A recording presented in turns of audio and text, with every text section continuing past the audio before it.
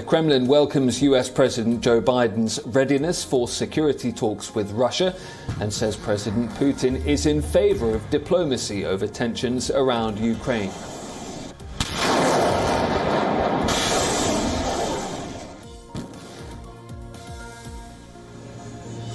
Russia announces the end of Crimea military drills as its troops begin to leave the region.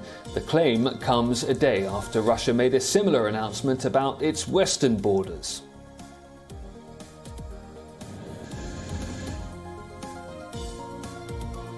The Kremlin rubbishes Kyiv's blaming of Moscow for cyber attacks that hit multiple websites of the Ukrainian Defense Ministry, armed forces and 2 state banks.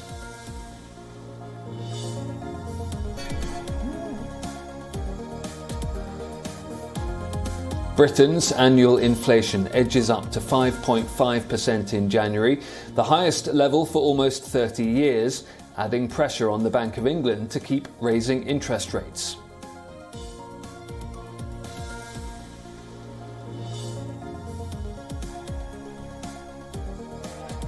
Anti-COVID mandate protests in New Zealand enter their 9th day as demonstrators continue to block streets in Wellington.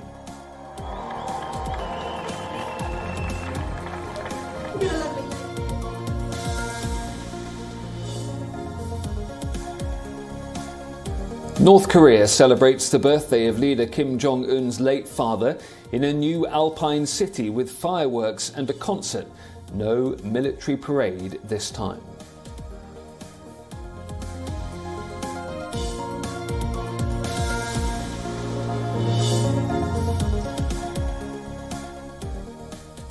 Websites for the Ukrainian Army, Defense Ministry and major banks have been knocked offline in a series of cyber attacks. Ukraine's Information Security Center has blamed neighbouring Russia, saying it is not ruled out that the aggressor used tactics of little dirty tricks because its aggressive plans are not working out on a large scale. Now, the Kremlin has outright denied responsibility. A spokesperson says Moscow had nothing to do with any of the distributed denial of service or DDoS attacks. At least 10 Ukrainian websites were unreachable.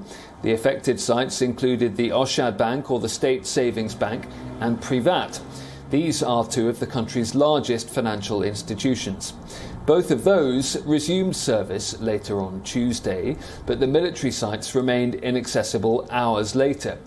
Kyiv has blamed Moscow for similar actions in the past.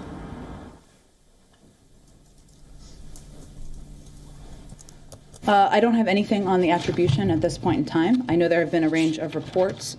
What I can say is that we have been in touch with the Ukrainians, our allies and partners, working with them to deter and respond to malicious cyber activity. We have also been warning for weeks and months, both publicly and in our engagements with the Ukrainians as well as our European partners, about the potential for Russia to conduct cyber operations in Ukraine, but I don't have anything more specific on attribution at this point.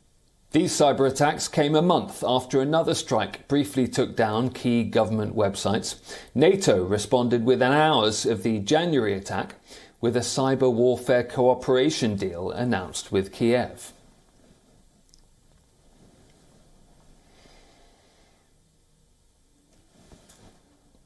Moscow says some of its troops are returning to base, ending military drills in Crimea. Russia's state television has broadcast images of military units crossing a bridge linking the Russian-controlled peninsula of Crimea to the mainland.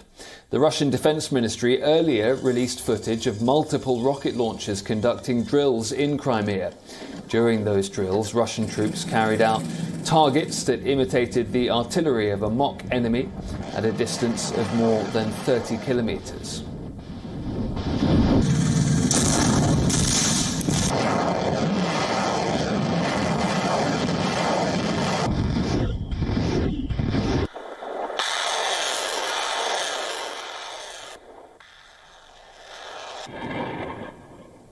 Russia's drills with 6,000 troops on the Crimean peninsula involved combat firing exercises with fighter jets, bombers, anti-aircraft systems and ships from the Black Sea and Caspian fleets.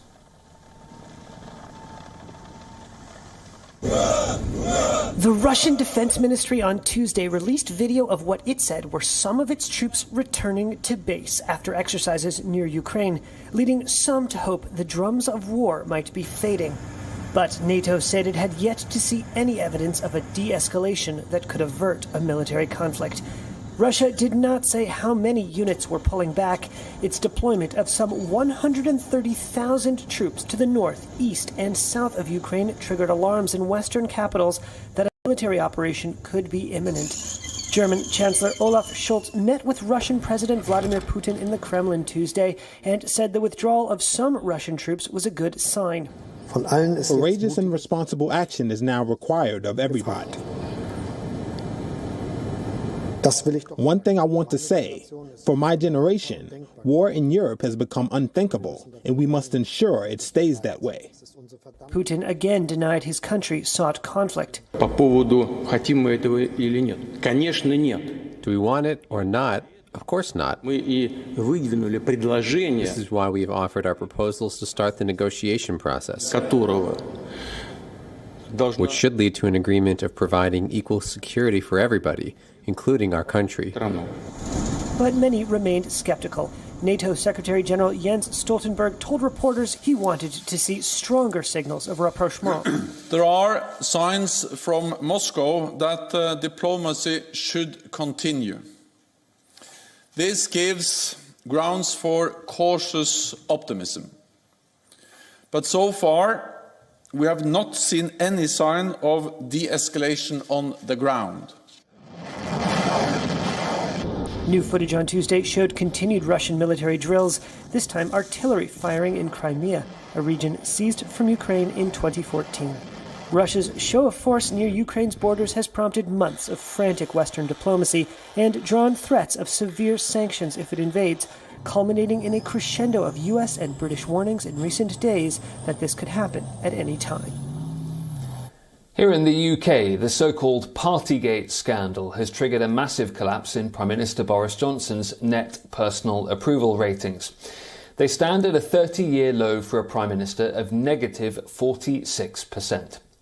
According to a YouGov poll, 3 in 4 people in the UK say they have a negative view of politics, following revelations from Partygate. The survey conducted also showed that a 61% majority of those who voted for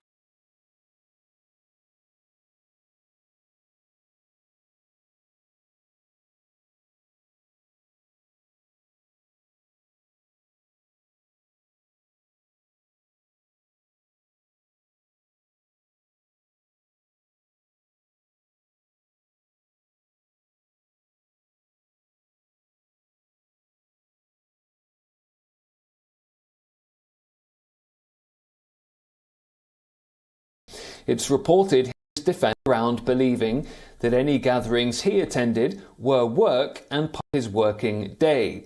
The Metropolitan Police have contacted dozens of people who may have breached lockdown rules by attending parties in and around Downing Street, and those people are all required to respond within a week.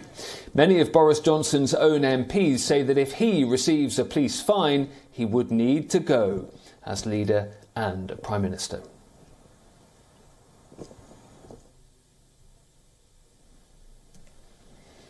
Staying in Britain, and the United Kingdom has hit its highest inflation level since 1992. As the cost of living rises, so does pressure on the Bank of England to keep raising interest rates. The Consumer Price Index edged up to 5.5% in January from 5.4% in December 2021. Prices have surged globally over the last year, partly owing to soaring energy prices. Consumers are facing higher food costs as economies reopen. And with those prices shooting up, Chancellor Rishi Sunak earlier this month unveiled a support package worth $12.2 billion, targeted at 28 million poorer and middle-income households. Last week, hundreds of people protested in London and other UK cities, telling the government to take more action to tackle the sharply rising cost of living. The Bank of England earlier this month lifted its main interest rate for the second time in a row in a move aimed at bringing down inflation.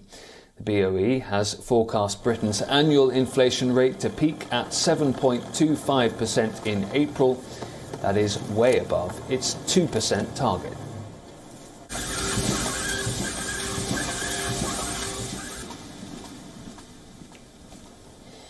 The UK's Prince Andrew is striking a settlement with Virginia Giuffre, the woman who accused him of sexually abusing her when she was a minor. The UK royal maintains he did not commit any wrongdoing, but he is ready to pay his accuser an undisclosed sum.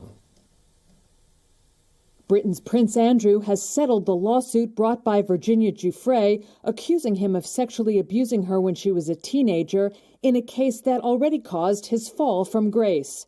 Queen Elizabeth's second son, who was stripped of military titles and royal duties by his mother due to the allegations, will pay Giuffre an undisclosed sum, according to a court filing in Manhattan. The prince did not admit wrongdoing in the settlement. The settlement spares Andrew, one of the most high-profile names linked to the Jeffrey Epstein sex trafficking case, from potentially embarrassing disclosures and accusations in the months leading up to and during a trial. He was just weeks from being questioned under oath in a deposition. Criminal defense attorney Randy Zellin, who was not involved in the case, calls the settlement the essence of a good deal for both sides, as it gives Andrew confidentiality and rewards Giuffre, as victory could have eluded her in a jury trial, no matter how steadfast her claims. There are no guarantees that she wins. When you put your life and your hands into the hands of strangers, you never know what's going to happen.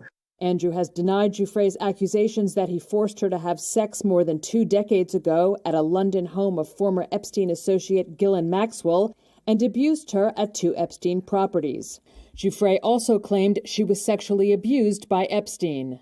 The filing Tuesday said that Andrew, quote, never intended to malign Ms. Giuffre's character, and he accepts that she has suffered both as an established victim of abuse and as a result of unfair public attacks. It also said Andrew regrets his association with Epstein and commends the bravery of Giuffre and other survivors for, quote, standing up for themselves and others, adding that he also intends to make a substantial donation to Giuffre's charity in support of victims' rights. The statement is a marked departure from an interview Andrew gave the BBC in 2019, in which he failed to appear sympathetic toward Epstein's abuse victims and refused to apologize for his friendship with Epstein. Epstein killed himself in a Manhattan jail cell in August of 2019 while awaiting trial on sex trafficking charges. Ghislaine Maxwell was convicted of sex trafficking and other charges in December. Buckingham Palace declined to comment on Andrew's settlement. The Ethiopian Parliament has voted for an early end to a 6-month state of emergency, effective immediately. Ethiopia imposed the state of emergency in November 2021 after Tigray rebel forces invaded 2 other regions and threatened to take the capital, Addis Ababa. In December, government forces pushed the Tigrayan troops back. Both sides in the bloody conflict have been accused of human rights abuses. A government official told lawmakers the state of emergency was restricting tourism and economic activity, thereby causing more damage than benefits. Opposition leaders say the lifting of the state of emergency is premature. The Tigray People's Liberation Front, or TPLF, dominated Ethiopian politics before current Prime Minister Abiy Ahmed came to power in 2018. Since then, relations between the two sides deteriorated and war broke out in November 2020. The United Nations says it believes international mediators are making progress. The United States has welcomed Ethiopia's decision to lift the state of emergency. Washington has urged the Ethiopian government to promptly release people detained during the conflict. But concerns continue to grow about an escalating humanitarian crisis. Our correspondent Coletta Wanjohi reports from Addis Ababa.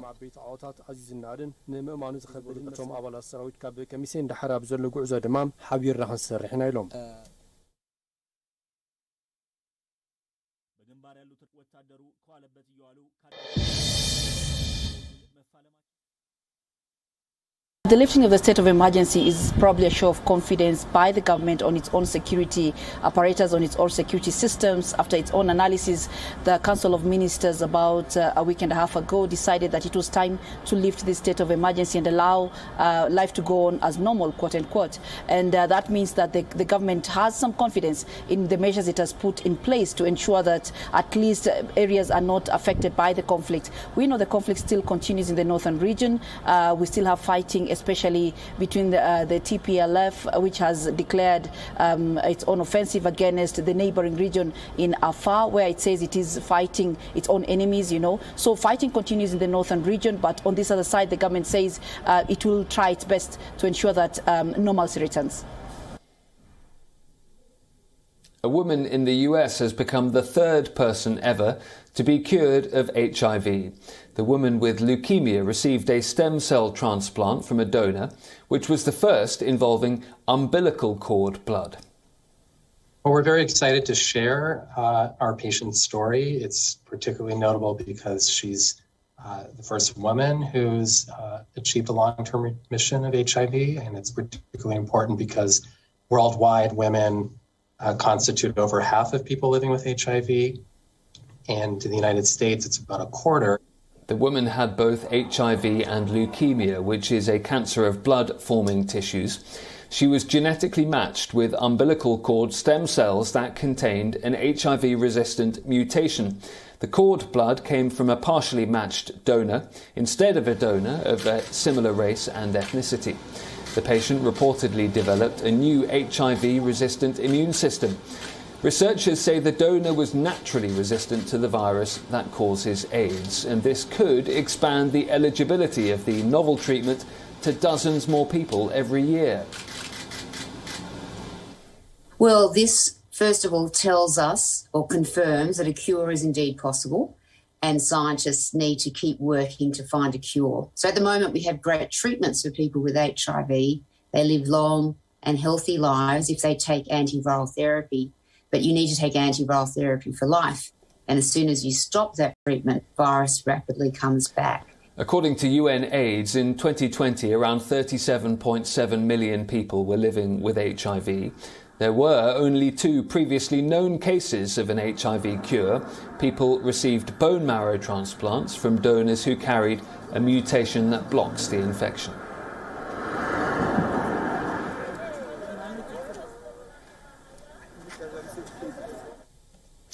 Buzkashi, which literally translates to pulling the goat, is an ancient equestrian sport, not for the faint of heart. Despite economic hardship under the Taliban, dedicated Buzkashi fans are keeping the sport alive in Afghanistan.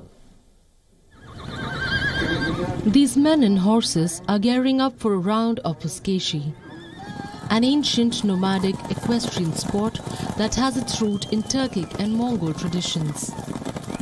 A game where 2 teams fight over the corpse of a goat or a calf.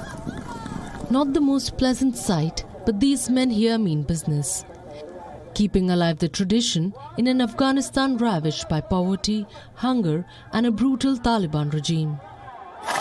Taking care of horses is an expensive and extensive undertaking, as one would imagine. And as the sports industry in Afghanistan was not able to escape economic woes, so the matches are not as popular and extravagant as they once were. But sometimes, in the middle of all the chaos, these men find a way to come together, equipped with sticks, and they're accompanied by their mighty horses. The Buzkashi matches are not as colourful as they were before. Right now, people are struggling to make ends meet for their families, and keeping and looking after a horse is very expensive. There are people and horse lovers who struggle to feed their families, but they do keep horses and feed them. Most men come here for a much-needed respite from the nightmarish reality that life has turned into under the Taliban. We are tired of changes, economic problems and insecurities in the country. Whenever I come to watch a Buzkashi game, I forget all my grief and feel relaxed. The country has been enduring immense economic troubles since the Taliban's power grab, and the cost of keeping a horse is approximately $750 per month. Buzkashi matches on their own are barely able to fetch any money, and the horsemen aren't paid even 1/10 of what they used to get earlier. A few who come for money are still able to own horses, but the plight of the majority remains the same. Though the game of Buzkashi was banned during the Taliban's previous stint, these die-hard fans are trying to keep the sport alive. Bureau Report, WION World is One. More sport now, and Liverpool return to Champions League action tonight as they travel to Italy to take on Serie A winners Inter Milan in a blockbuster round of 16 clash. The Reds won the title in 2019, but they failed to go beyond the quarter-finals since then. Jurgen Klopp's side won all 6 of their games in a tough group earlier this season, and they do go into the clash as favourites. For Inter, it's their first Champions League knockout game in a decade.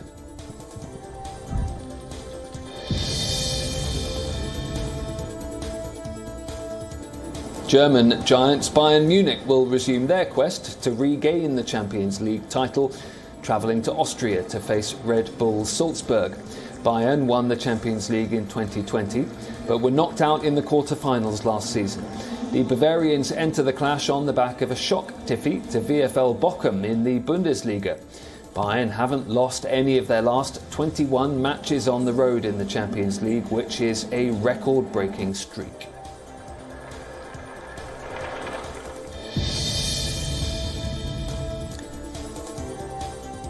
The global players' union FIFPro says 75% of men professional footballers are against the idea of a biennial World Cup. FIFA have been pushing for a World Cup every 2 years. But in a poll in which 1,000 players participated, 75% were against changes to the current World Cup cycle. Most of the opposition came from players from Europe and Asia, with 77% of pros wanting FIFA to stick to the 4-year cycle. There was support for a new format from Africa, where 51% of players wanted more frequent tournament action.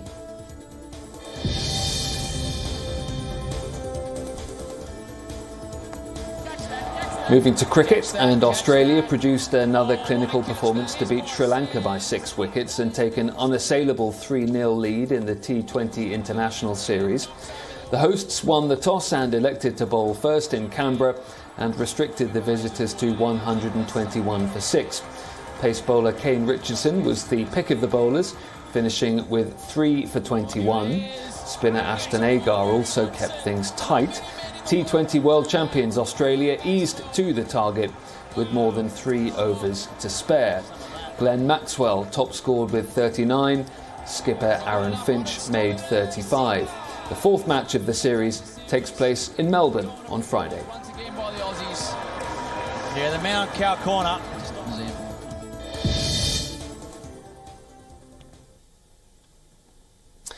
And that's enough of watching Australia win. That is all we have time for on today's WION Live broadcast from London. I'm Ollie Barrett.